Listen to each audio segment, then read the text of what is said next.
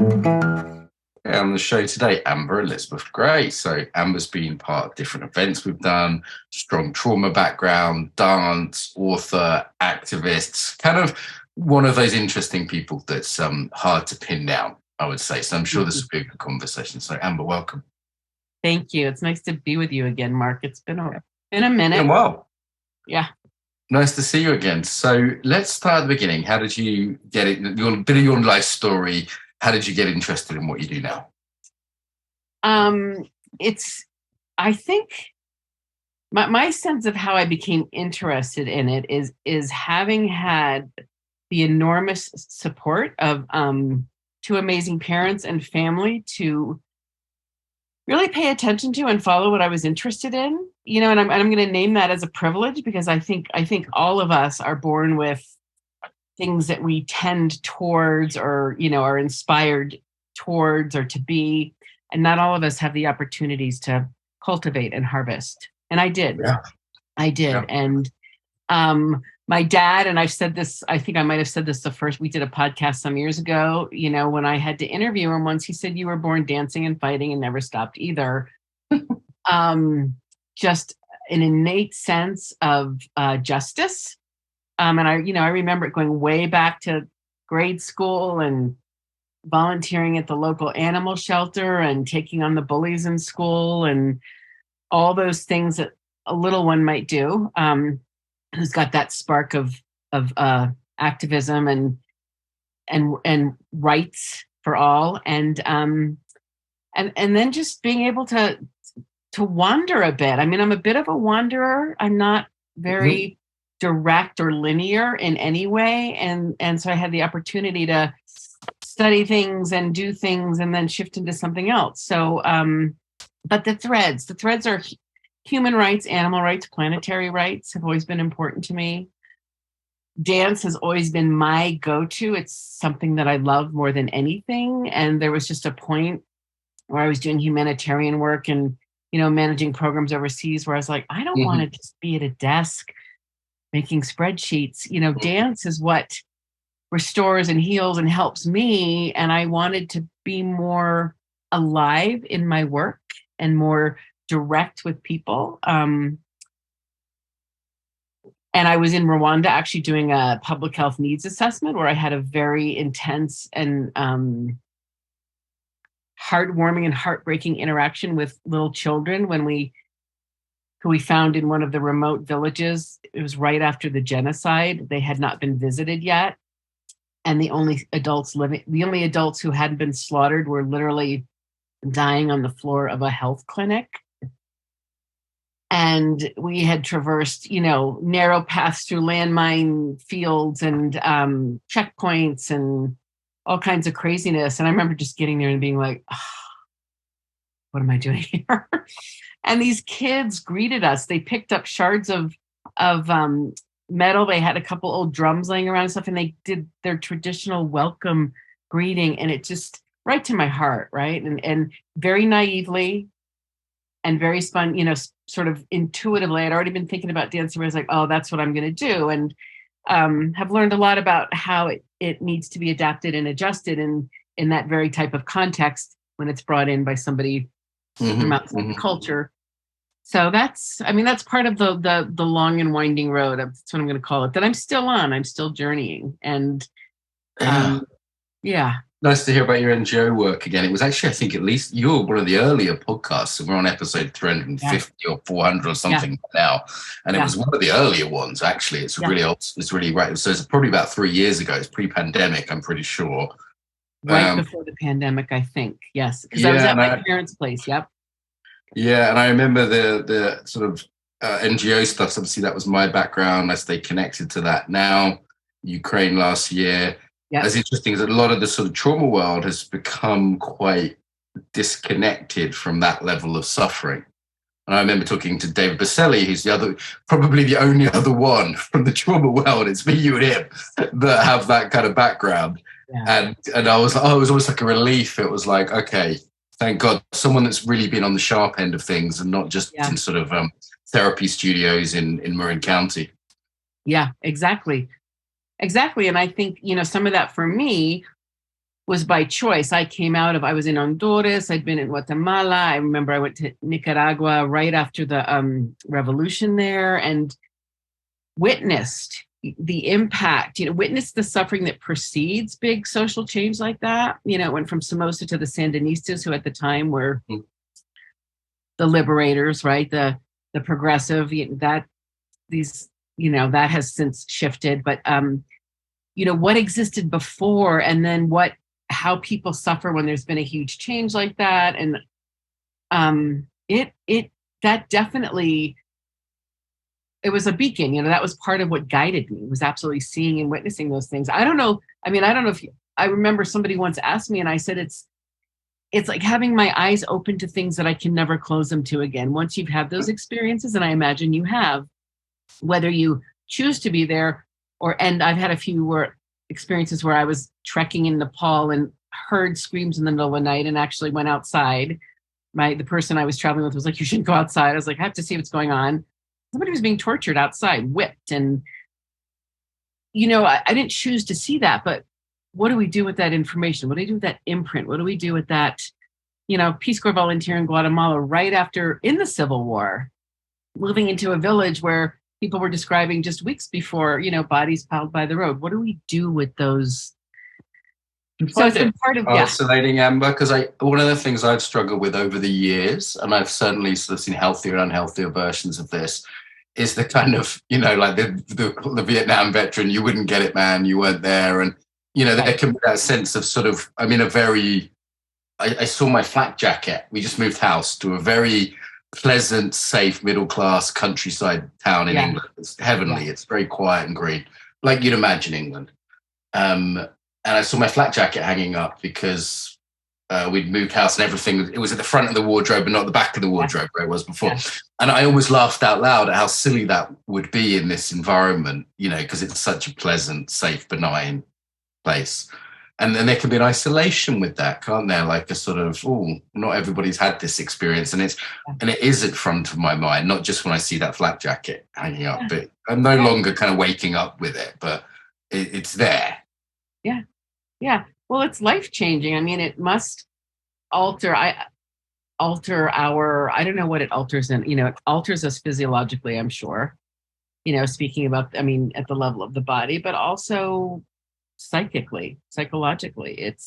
And I will say I'm grateful for it. I am so glad that I have touched those places in the world where there's that much hurt and suffering, because I think they happen more than anyone who's never left, the coziness or the safety or the relative safety of something. I'm so glad I've been touched by that, because I don't consider myself, I think I'm sort of a neutral optimist realist. I don't consider myself a pessimist. But some people will hear me speak and go, oh, that's dark. But we're headed in some pretty rough directions here. We're not paying attention politically, environmentally, socially. And so I've had some experiences. Probably better prepared, right? Like Daniela, the three people that run the Embodiment conference that was after we last talked.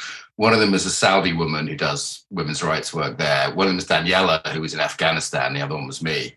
And it was sort of like we had a level of responsiveness that I think was atypical for people during COVID because of our that sort of, I think of it not even necessarily as psychological, so it was like an existential shift that happens. And it will hit everyone in some level sooner or later, right? People lose family, they have tragedy. The average life has a lot of tragedy in any country, right? Cancer, heart attacks, this happens. So it's sort of like a preparedness for what is just the human condition, really. Yeah. I actually found the pandemic, and I lost my own father to COVID. So, I'm prefacing that just because it might sound callous, but I did not find it. So many people are saying, oh, everybody was traumatized. I wasn't traumatized by it.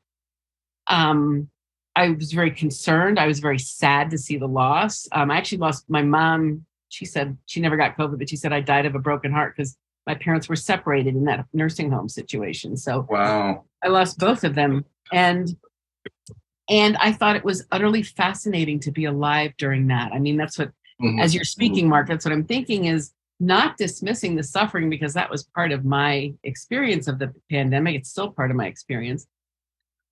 But it was interesting to be alive and part of a global pandemic that was just so, monumental, the magnitude of it. And I found myself absolutely utilizing personally and professionally. I was online mid-March of 2020 with a series that I just came out of my heart. I was just like, oh my gosh, I worked with people for so long who suffered. What have I learned, and what can I help to prepare others? And I remember people going, oh, sounds like you think this is going to be really bad. And I said, it's not going to be bad. It's going to be long. It's going to be intense. It's going to be really, really difficult. We're stepping into a big unknown.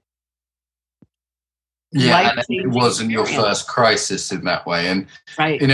In some way, the human condition is, as the Buddha said, and if we look at human history, the news was calling it unprecedented. And I'm like, read more history. It's perfectly unprecedented. Or travel more is the other thing I wanted to say. Yeah. Like, I've been in parts of Africa that had, pandemics far worse than COVID that were going on, and the war in Ukraine. This is normal to have war in Europe. We've actually had an unprecedented period of peace in Europe. Yeah. That is unusual. The peace, not the war. Yeah. So it's sort of like, okay, welcome back to normal, if unpleasant at times, human living. Really. Yes. Yeah. No, I agree. What are you up to now, Amber? Bring me up to date. Like, what are your sort of current projects, current things you're working on? But we'd love to sort of just be up to speed. Well, it's a perfect question timing wise, because I feel like I'm just lifting up because my work, like yours, during the pandemic, a lot of my teaching related travel got slowed down, quieted for quite a while. And then, as I said, I lost both my parents. I was their caregiver for quite a while. So I really stepped out. And I'm just coming back in, and with a question that I think I know many people have, which is, okay, this is how fast I was running before. This is how much I was doing before. What do I really want to do now? So I'm finally working on a book. I've had people encouraging me, pushing me, demanding me to write for a while, and I've just never felt ready, and I feel ready now. And I'm finding it hard. I've never written a book. I know you've written one. I'm not that disciplined. First one's the hardest. I'm such a, I'm like, oh, butterfly, whatever, or I want to read this. So I'm working on a book on polyvagal informed somatic and dance movement therapy. It's just for listeners, that's your main sort of trauma perspective, right? Like polyvagal theory. Other things too, the dance therapy, but yeah, I would say that polyvagal theory, which I started exploring in depth in '99 when I met Steve Porges, is a huge influence, and it has definitely shaped my work. And I know sometimes people recognize me for that. And what I would say about that is it's as much about the science as it is about the spirit. It's as much about the humanity that is behind Steve's theory, because there's deep humanity and caring there. Researchers, I have always experienced him as someone who did his research because he really wanted to be in service of people's healing.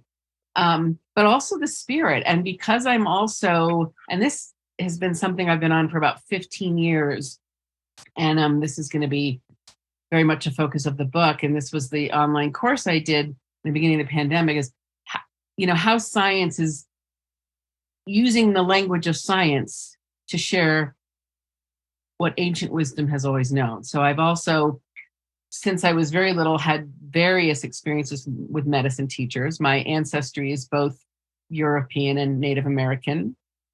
So I've had a natural inclination. My parents were very open when I wanted to explore more of our Native ancestry, though it was intentionally silenced by many in the family, as is common. But I've had many medicine teachers, and so I spend time with them in different parts of the world. And so much of that world, which was dismissed for a while, right? Hocus pocus. Not explicable, but so much of it, I don't think has to be or will ever be explained. But when we look at the science that's coming up, at least through polyvagal theory, I'm not a scientist myself, so I probably don't know all the science out there, but there's so many places where I see intersections, where I see marriages, where I see connections. And that's what fascinates me. Mm-hmm. Yeah. Interestingly, I didn't know you had a part native background. Somehow it doesn't surprise me. I'm curious why that is. It's not so much how you look or anything like that. It's something in feel. I'm going, oh, okay. When you said that, I wasn't like, oh, there's people who would say that would surprise me. I'm curious why that didn't surprise me in a way. I'm curious too. Yeah, something there. Okay. And activism. I've had a journey with this since we last talked, I'll tell you. But what's your kind of current involvement there? I think, I acknowledge activism as the root of the work that I do, because when I stepped into dance therapy, I stepped right into working with survivors of torture, political violence, refugees, both in the US and overseas, and was pretty fierce and received a lot of pushback initially. I was pretty fierce about how dance movement therapy, which a lot of people hear that and they think, oh, that's going to be really global, right? That everybody dances. I learned in a white Eurocentric university in a very privileged place. So there was so many adaptations that had to be made. And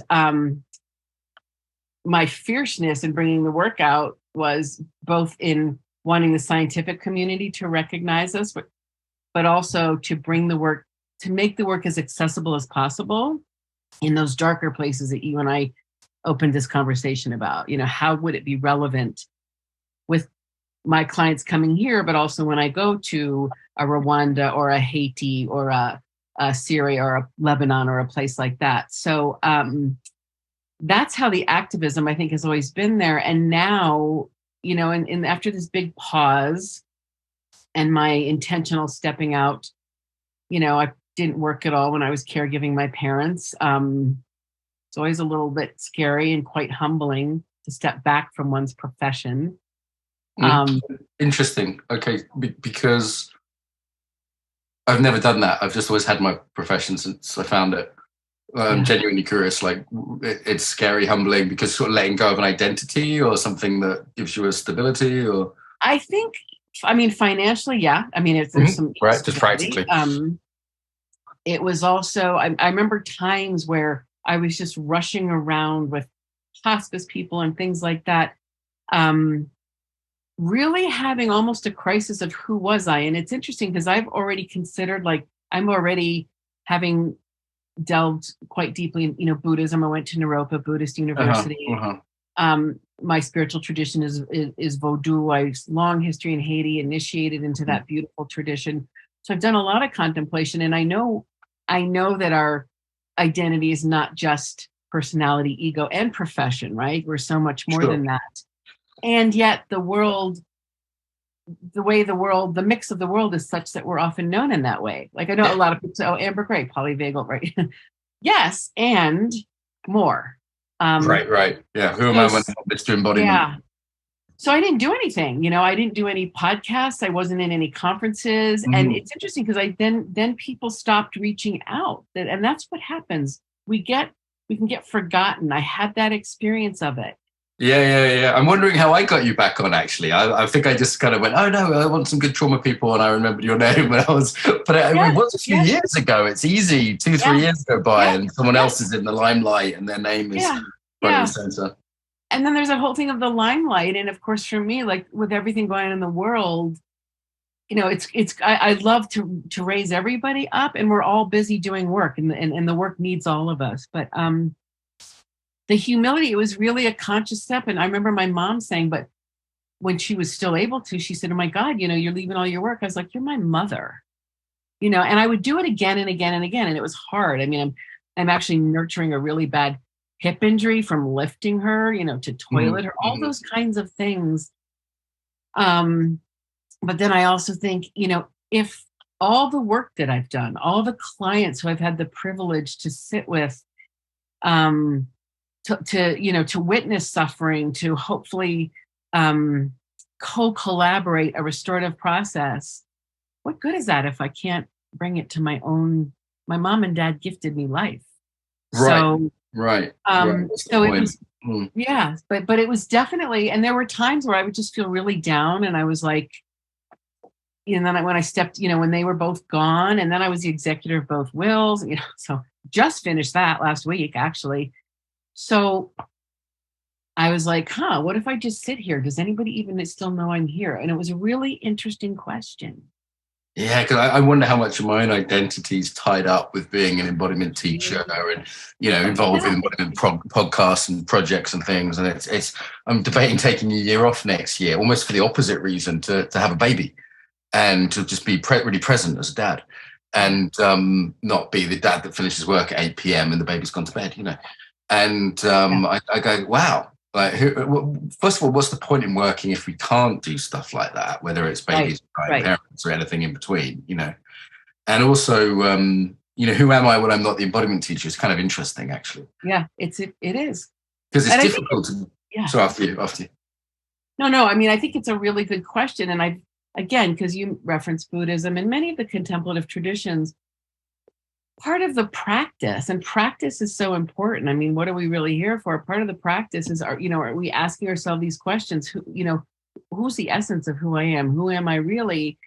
And, I'm an aging dancer. I mean, 62-year-old dancer.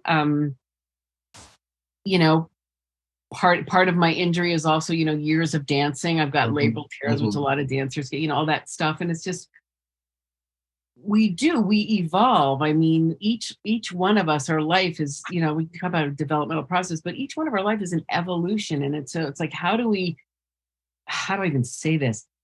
How do we stay true to the essence of who we are? And there's going to be demands, I think, in different developmental phases or ages, for the difference between 40 and 60 and 80, it's have to strip away certain things. We just can't do them anymore. Yeah. We lose physical strength, we lose mobility, whatever it is, and we gain things, and I think that one of the things that I gained in this stepping away that was scary at times, because I thought I might never work again. I might never be asked to talk again. Nobody's going to care what I think. And, I got my book contract the day that the doctor called and said, come now, your mom's dying. So I had to postpone that for a while. And then I was like, should I even be writing a book? Does anybody care what I have to say? And then I was like, 25 years experience doing this work. I'm going to use the word clinically, humanitarianly. Sure. 20 years before that of doing other human rights work.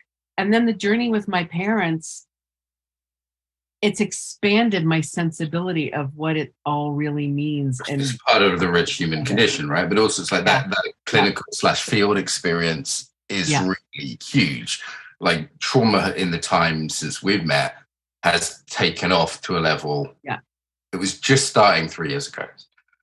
Now we talk about the trauma rock stars. We talk about it's difficult to get hold of people. Yeah. And, Stephen Porges, for example, has been very generous in giving his time to the Sane Ukraine project I've been involved with, and David Baselli and a couple of others, Steve Hodgkinson's. But a lot of these folks are hard to get hold of. Yeah. And it's a big world now, and there's money involved. And there's kids on TikTok doing trauma in 1 minute dance video clips about trauma, which I never would have predicted. And they maybe haven't had the field experience or the clinical experience of somebody who's been a therapist or an NGO worker. And it's really, the whole field's kind of shifted. And it's a competitive field now. There's money in it. It's a competitive field. And that sense of sort of maybe being ignored or disappearing for a year or two might not be best career-wise. So, that makes total sense when you say that. Yeah. And it's, that's what it is. And there's times where that's concerned me. I often feel like trauma's getting commodified, And again, having started working with it back in the 80s when I was in Peace Corps, and when I was in college, I was taking students to, post-revolution Nicaragua to do projects. I have some concerns about that because it's human suffering. We're talking about human suffering. And yes, we all need to make a living. Let's name them, Amber. Let's be blunt. This is the place. You're talking to me. This is the place for it. So what are the concerns? Let's lay them out. Well, when I hear like how expensive some people get, and being hard to reach doesn't concern me as much, because I think for those of us who are doing this work with commitment and depth, I know I need some solitude. I know. Steven's trying to write his book. I don't blame him for not coming to our latest conference. It's like, I'm writing a book, Yeah, there's also, I just need time to go. I have a little, we call them casitas in New Mexico. It's my Ticay Mister from the that's the Creole term. I have a place where I go and retreat, and I can spend hours just in meditation and prayer, healing. But it's the whole, the personalities. I mean, I just watch some of these things, and it's exactly what you just said, Mark. I look at people's experience, and it tends to be strictly academic, which is really great experience, but often some steps removed from like being in the, I'm going to call it the muckier, gookier, stinkier reality. Yeah. I mean, I've smelled blood. I've smelled guts. I've smelled terror. And I imagine you have too. I've never actually had a real flak fest, but I've had to, get under the table because there's suddenly shelling happening and all that kind of stuff. So, the promotion of people's expertise, especially when I've seen a lot of people like take workshops and then suddenly develop their own training based on cut and paste of people's trainings. And, there's so much I have to learn, but everything I teach is based on really 40 years of field experience, 25 with a therapist label. So we've got kind of, it feels like it's after you, go on. Well, it just feels like it's I'm trying to think of the word. It's I don't know, it's reducing the potency, or there's a word that I can't think of. Lacking depth, there's a superficiality, or there can be a consumer culture to it. And this is very mixed feelings. I was just speaking at the Trauma Super Conference, Alex Harris's conference, online conference, very good one actually. And saying like, on the one hand, I feel it's really good that we're recognizing trauma with a little T, and we're recognizing it shows up in different areas, and not everybody has to have been to a war zone or something, right?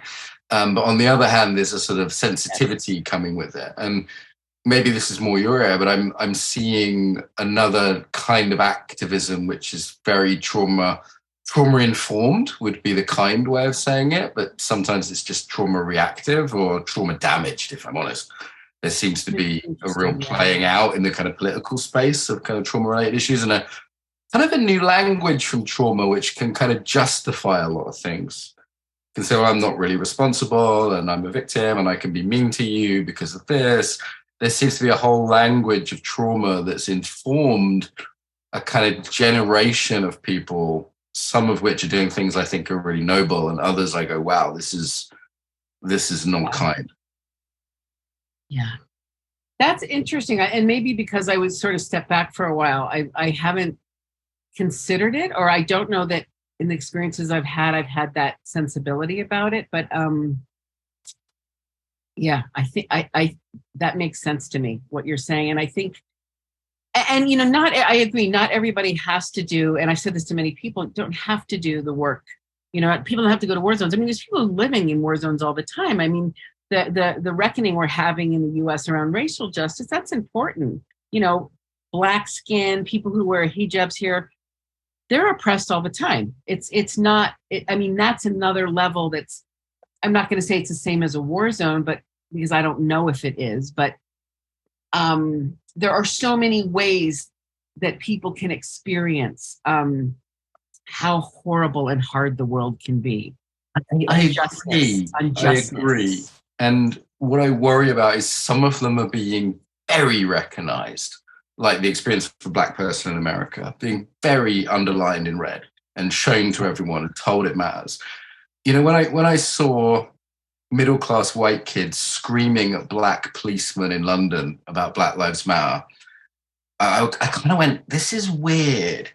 Because, for example, class isn't generally one of these factors, or there's ethnic groups like Slavic people that I'm very involved with, that there's no narrative of in the States. This is a people who've had genocide, the Holodomor, years of oppression under Russian and USSR oppression, but they're just not part of the current narrative, which recognizes, say, certain ethnicities or gender. And there's a few things it recognizes that I think are really worth knowing about. Like, it's worth me knowing as a man that I haven't had certain experiences that many women have had.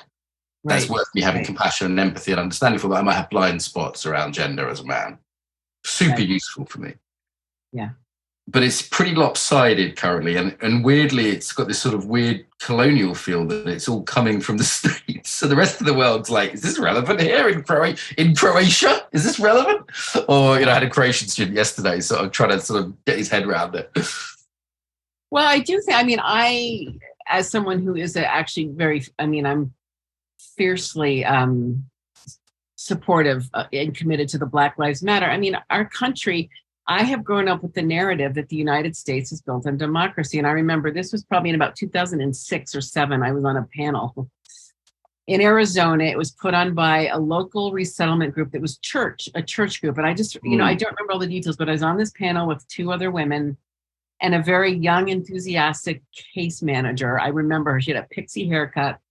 And somebody asked a question about, and I just remember this rising. I had this energy rising at all the things that were being said about the democracy of America, that inside I was going, bullshit, bullshit, bullshit. And finally, this woman asked a question about how are refugees really received? And this woman said, oh, we're a democratic country and we're based on equality. And I interrupted and I said bullshit. And I said, we are built on the backs of Black bodies who we broke, of enslaved people, and the genocide of our indigenous people. That's what we're built on. Like, get real. And I remember everybody was just quiet. Right. You're also built on Chinese labor. The railroads, absolutely. Irish slavery. You're also built on the emancipation of slaves. You had a civil war over it. That's not nothing, right? That's not nothing. So we could also say America's built on some really positive principles, like it was the first country in the world to, at least as an ideal, though I agree with you, not often in actual reality, at least as an ideal, to enshrine principles that you will not find in Russia or China, for example. I would much rather have America running the world than Russia or China, which are the current alternatives, right? Yeah. No, that's true. That's true. And I don't think, I had a dear friend when I was spending, before the pandemic, one of my sisters, who was a Haitian American who moved to Haiti, and we were both members of the same LACU. And I remember I said to her, I actually don't think enslavement ever ended in the US. And she's like, you're right. Like, I don't think Black people here have been totally emancipated. It's like, yes, in the political, because the prison system and the free labor and the prison systems. Black people and brown people, and the indigenous people are still... it seems to be like the Mexican-American population and the real underclass when I've been there. But maybe that was just my observation. Like, I remember being at Chicago University and the administrators were Black, but the cleaners were all Mexican. And I remember thinking, how come I'm hearing about the middle-class group and not the group that seemed to be the poorest? Yeah, and maybe that's, maybe that's the fractal of racism. Maybe that's the fractal of racism, because I do think that the United States is still a very racist country. That's my experience of it. Compared to who? Well, I'm not. Compared to which country have you been to that was less racist? Well, I'm not. I agree we're not perfect in the UK or US, right? But if we're going to say something like America's very racist, compared to who? I'm not comparing it, because this is the country I'm a citizen in. So I don't know that I could. I don't know. I've traveled a lot, but I don't know that I've spent enough time in another country to know it to the depth that I know it here. And that doesn't mean that everybody's, there's definitely people here who are doing extraordinary anti-racist. But didn't they, to me, most of my travel countries seem more racist than the UK and America. So, for example, I spent time in Japan. God, that's a racist country. That is a hell of a racist country. I've spent time in the Arab world with a Black friend. Oh my God, did he get some stick there? Like, that was a horrible place to be a Black man traveling around with him, the racism I saw them. So I sort of go, compared to many, like Russia, God, you wouldn't believe the racism in Russia. Yeah, I've never been there, Like, I kind of go, well, if we're so, like, this idea that we're, like, incredibly racist, also, like, read history, right? Like, most of history, if you weren't Greek, you could just be killed. Or you weren't Persian, or you weren't Egyptian, or, like, the ethnic cleansing was normal in human history. Not good. I'm not saying that's a good thing, but it's unusual to have this American, European ideal of transcending that ethnic cleansing. Yeah. And maybe, and the ideal is beautiful.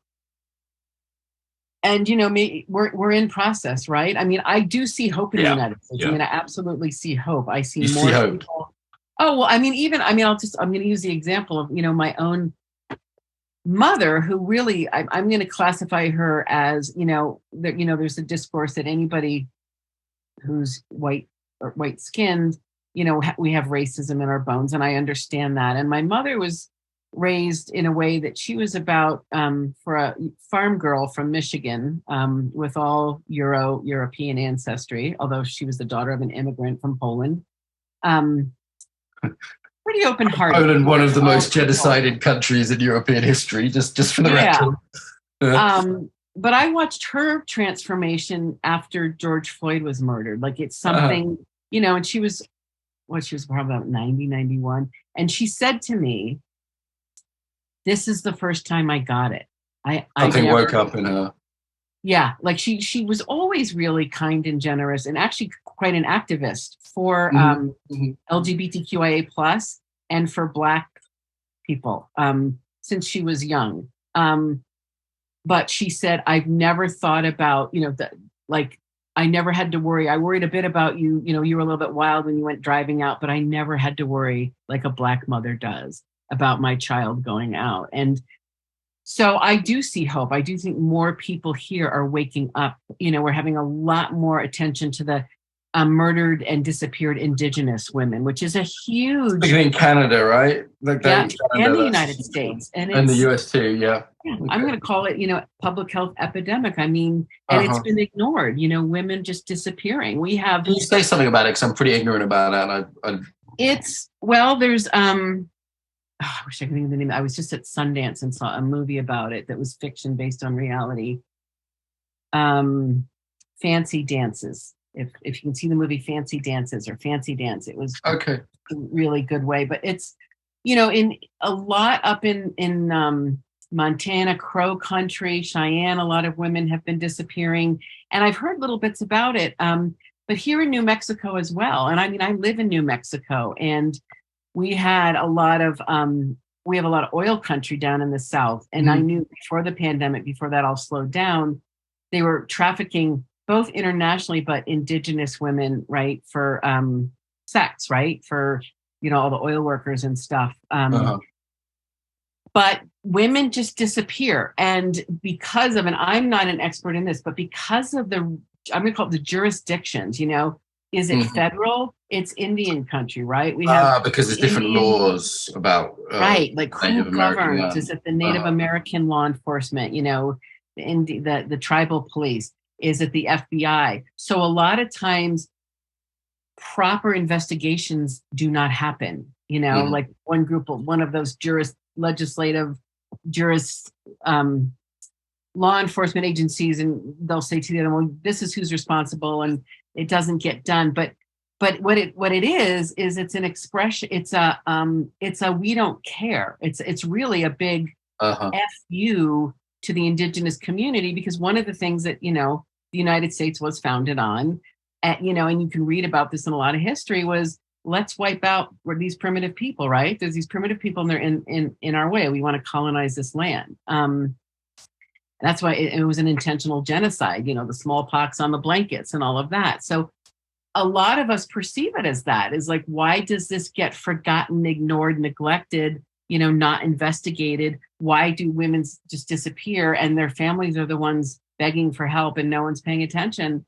A lot of people don't care, because even if we don't know it and don't believe it, it's part of the fabric, right, of this society. There's a violence kind of underpinning things. There's a history there that it's there on some level. Yeah, and I mean, I've said things to people who I love, who I'm close to. I said something recently about the land back, and how if I had my choice, if I am the last one, if my husband goes first, I'd like to leave our house, return it to the Tewa people, who are I'm on the unceded territory of the Tewa. And, I had somebody say, oh, yeah, but, they might give land back to them and they'll turn it into a casino. And I was like, slap, right. There it is, like this perception. How would this is a sort of idea we don't really have in the UK. If we did, it would be to give land back to Celtic people, because Anglo-Saxons took it from Celtic people. But Celtic people took it from the ancient Britons, right? So there's sort of 3 or 4 levels of people that have been in where I am right now, for example. There was Vikings, Romans, Saxons. Yeah. But they took it from someone else, right? So the Tewa, as I'm hearing it, the name of that group of people, but they weren't always there, right? Like they took it from someone previous before them. I know this, the Tewa go back pretty far. I mean, and then we have the Anasazi who are really old back here. And, I don't know. I think that's an interesting question. I read, 1491? I mean, it goes way back. I don't know who the very first. Because I'll give you an example of this. Like a friend of mine's from South Africa, we're talking about Zulus. He's part of the Zulu nation. And he was saying, actually, the Zulus are invaders to South Africa. This really surprised me. And it wasn't so long ago. It was a few hundred years ago. It wasn't thousands of years ago. And there was another group of Africans that were there before the Zulu. So, isn't that sort of the case all over the world? It would get a bit tricky. And there's kind of layers of trauma, right? Like, I've certainly seen some of the ways Native American tribes went to war with each other was pretty traumatic. People. Enslaving, torturing was absolutely normal between warrior bands, and this wasn't something they learned from Europeans. This was native culture to torture fellow warriors. That was just a normal thing to do. Well, this is what I say, the human condition. I mean, I think, I like to say when I'm thinking in my more hopeful way, I think of, the responsiveness of empathy and how we connect to people and how that creates that shared body response. And I think about compassion, and I do think compassion is a more highly evolved state. And I do think, and this is a broad generalization that, but if humanity truly achieved true compassion in the way that I've understood it through meditation and prayer and contemplative practice and Buddhism and other practices, that cruelty wouldn't be possible. But we seem to still be as we evolve it, we're evolving, right? I don't think we're in any end state. Humans, we're part of an evolutionary process. We're not there yet. So we're pretty damn cruel. We've been cruel for a really long time all over the globe, all of us. And, and I do remind people of that sometimes when I've been in situations where one group is being blamed for all of it, it's like, no, every group has participated in this. I mean, tribes in the continent now known as Africa used to enslave each other. I mean, it's always happened. Or, we've always fought for territory. We've taken over other people's territory. So war, slavery, these things are pretty universal. They're not, it's actually kind of an arrogant thing to say they're European. They're pretty universal things. We take a left turn. I want to ask you about something before we... Okay. You mentioned, you pronounced it differently than I'm used to hearing it. Voodoo from Haiti. Vaudou. How do I say it? Vaudou. Thank you. I call voodoo the Hollywood name, right? Okay, the Hollywood name. I've never been there. I've never been to Haiti, and I've never had anyone on the show who is knowledgeable about this topic. Would you be willing to speak a little bit about it, just as much as anything? Absolutely. Well, I mean, Vaudou is the spiritual tradition in Haiti. I mean, it's also very Catholic. It's a country with Catholic and Christian and other religions as well. It's in the Middle Passage, right, when all of the in the time when people were enslaved and when people were brought over on the ships, it was Christopher Columbus who colonized that island that is now Haiti in the Dominican Republic. The people who were forced over from their countries brought these rich traditions of dance and, the Yoruba and the Igbo and the Congo, like different people that were the colonizers, the plantation owners and all that were trying to silence. People would, in the middle of the night, practice their traditional religious spiritual forms, which involve as many, there's so many versions of this around the world, dancing or drumming or ceremonying, right? It's very, church could be described as that. Like every religion has its different way of expressing. But Vaudou is an amalgam. It's the Haitian version,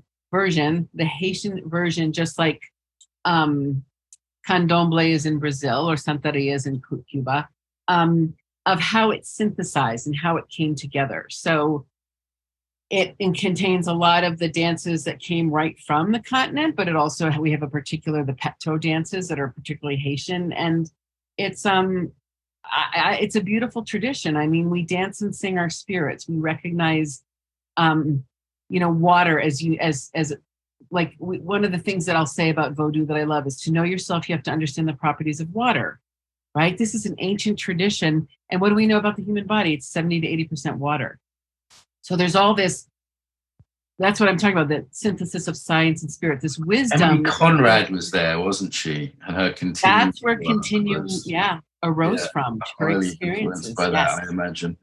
Yeah, and she was my teacher, and I'm a continuum teacher. And okay. I've been doing continuum since last we saw. There's an online class I go to out of New York. So who do you do it with? Mary's class. Mary Abrams? Yeah. She has I love a regular Mary. online class. So I've been going to that fairly regularly for a couple of years now. Good. Yeah. So that's, Emily. And of course, there were many other influences, but it was seated there in her body. And of course, her body was already around the planet for a while, but we talked quite intimately about it because we both were initiated, and initiates, we don't talk much about that out of respect for the tradition. It's also part of the agreement. There's a lot we don't share, but yeah, so Vodou, it's a spiritual tradition, and it's the one, that's the Haitian one. And it has a very contemplative, meditative side, a very, acknowledgement. It's universality is the word I would use, the place of everything that we are in constant relationship with. It's all about how we constantly relate to nature, to animals, to people, to spirit. We're constantly feeding the spirits, which is prayer. And it isn't just going and sitting in a pew and praying.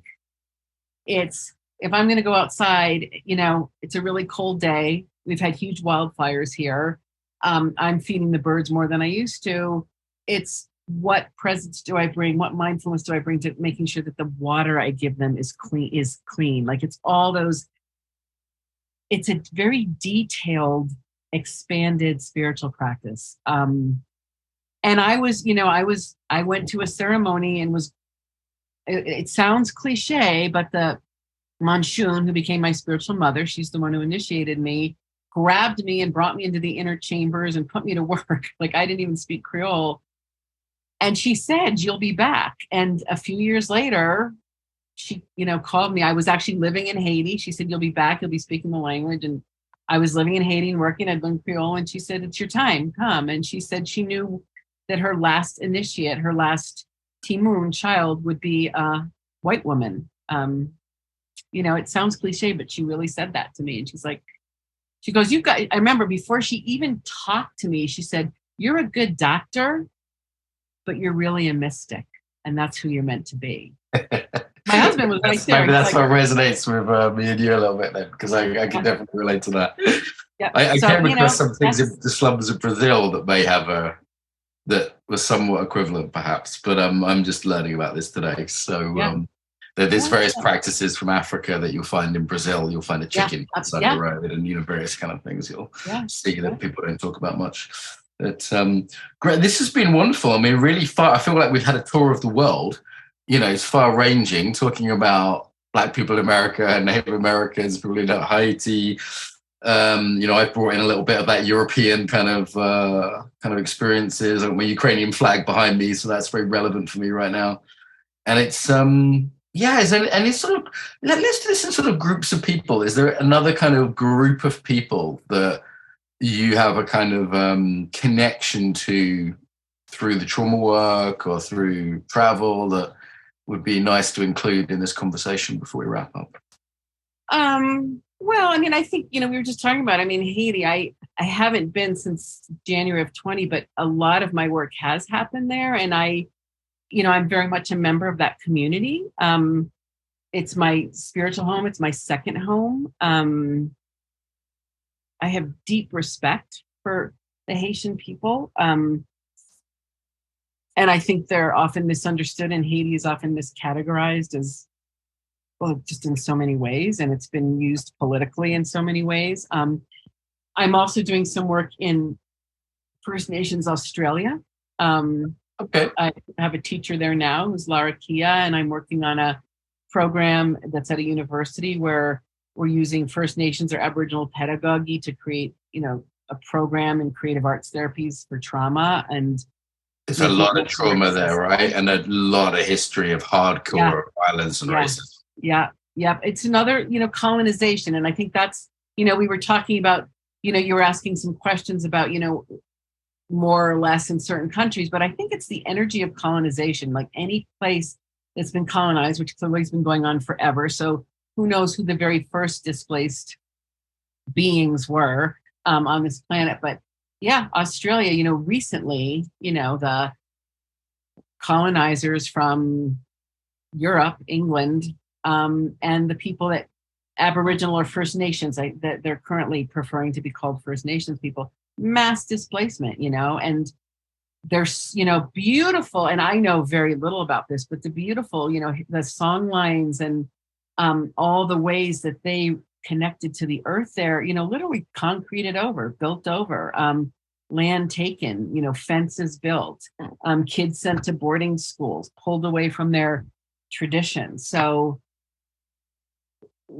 collective, intergenerational, transgenerational, historic trauma, all the names that we can call it. And it's this colonizing tendency of human beings to take over and change without permission. So yeah. I think any community, and again, I think if we unpacked it, who knows how far back we could go, but the Aztecs did some colonizing, and the Russians have still got colonies across Asia. They don't call them that because they're connected by land, unlike the British or the French ones. If you think of Russia, like this bit of it's European, the rest is different ethnic groups. So it's plenty of that there. Wow. As we finish here, how do we find hope in all this? That there is, this history of kind of different kinds of oppression, intergenerational trauma. I was just listening to Thomas Hübel's book on this. A German guy married to a Jewish woman. We haven't talked about this, two ethnicities we haven't brought in today that we could spend another few hours on. And very relevant to a lot of my colleagues most of my colleagues are either German or Jewish. So that's another one that's kind of very relevant. But how do we find hope in all of this? I mean, it does seem like at least we're starting to have the conversations, even if they're sometimes clumsy, upsetting, difficult. Like these conversations are happening. Well, and I think there's hope in that. I mean, the conversations, and that's why I brought up the, very, individual example of my mom. But I've had I've seen many of those sparks in people who either weren't willing to have conversations or just didn't get the level at which they needed to be had. It was just, living along our comfortable lives and like, why have these conversations? Everything's fine now. Everybody has, assumptions that were made. So I think the conversations are really hopeful. I think, a hope that I have, no matter what the madness of the United States political system, and a lot of people aren't crazy about Joe Biden. They weren't from the beginning, here's another, I hear people say old white man. We have a really diverse cabinet. We have one of the most diverse political cabinets, the secretaries of this and that agency. And maybe it's symbolic, but to have, a president bring in people who have more representation. I'm not saying that it's enough. I'm not saying that it's a game changer, but it's a shift. And that gives different. Hope. Something's changed there. Britain has its first British Asian prime minister, right? Like this is not nothing. Yeah. Yeah. I mean, so that means that there's cracks happening where there can be movements and shifts where the people, like, it's not, it's still, the cliche term is, old white men. And there was a news, I can't remember who I was watching in a hotel the other night when I was back on the East Coast, but it was talking about, how there's too many old politicians. And, in our government. Ageist in some ways, it doesn't recognize. Well, that's the thing. I'm like, elders are maybe a thing. Yeah. I don't mind what color they are. I bet they're all rich, though. To me, that's the kind of fact that America never seems to flag. Yeah. Like same with we have a conservative, which is like a Republican government in the UK, and they're very multi-ethnic, but they're all fucking loaded. They're all rich. Yeah, well, money is definitely, part of the power thing, and that's, and that's going back to what we were talking about with trauma, the commodification of trauma, people making huge money off of people suffering. I mean, I invite anybody who gets what I call product oriented in this, because I've had people, say, I want to do this work and I'm going to create these classes. Like, if you become product oriented, it's you're profiting off people's suffering. Just be careful there. Anyways, little digression back to something we talked about. But yeah, it's I don't know. So I have hope in those changes, and I also know that it's going to take time. And so I think before, when we were talking about some of the things, there can be, you were talking about some dynamics that I didn't instantly recognize, but I experience impatience sometimes, and I get the need and the want and the demand for things to change quickly. And I know there's some things that won't, just because change takes time, and for things to change as big as we might want them to. So these little beginnings are hopeful to me, because I know that that's the possibility of change. And like, what's this work about? It's about possibility. Therapy, humanitarian work, it's about possibility. It's about some kind of hope for change. That's why we're here, right? So the Ukraine is the most trauma-aware war that's ever happened. The most what war? The most trauma-aware war on the Ukrainian side. Yeah. So now I prefer a world without war, but the fact that the Ukrainian military is very, very open to trauma education while the war is happening, as opposed to 10 years later when everyone's alcoholic and killing himself, the Vietnam experience, that's hopeful, in a weird, horrible kind of way. But it's like there are changes, as you say. It's someone opening up to us something at 90 years of old. It's these kind of conversations happening, even trauma getting commodified. It's like, well, okay, that's better than when you started this work and when nobody would even talk about it because they're all so scared of it. And now it's becoming a household word, even if it's cheapened a bit, right? So, and who knows where it will go? Who knows? I mean... Yeah, the kids are going to do great things with it, I think. I think the next generation after mine, they're going to do some really interesting things with this work. And I'm mostly looking forward to it. Listen, Amber, we need to head off. Where do people find you on the internet? Where do they go? Where do they find your stuff? My website is www.ambergray.com. And that's Gray, Gray, right? Gray, yes, thank you. Yeah, that's Elizabeth Gray. Yeah, that's probably the easiest place.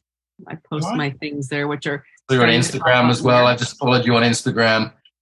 So you're there. Not just the kids on Instagram. You're there. Okay. Amber, a real pleasure. It's so great catching up with you. You too, Mark. Take care. Have a good evening. Well, if you like that, you'll probably like embodimentunlimited.com and our app. So on both of these things, you can get a bunch of podcasts that aren't available here, some exclusive ones with some big names, some people you'll probably recognize that are over there. There's a copy of my book, PDF, my first book on embodiment, which seems that people like. I sold quite a few copies on Amazon, but there's a free copy there. What else is there? Loads of videos of me coaching embodiment, resources on trauma, on meditation, on yoga. And you can also chat to people without going on Facebook or any of that nonsense. So if you want to chat embodiment with people, that's there. And it's on the embodimentunlimited.com, all free, and the app available at the App Store and all that good stuff. So if you like this, do check those out.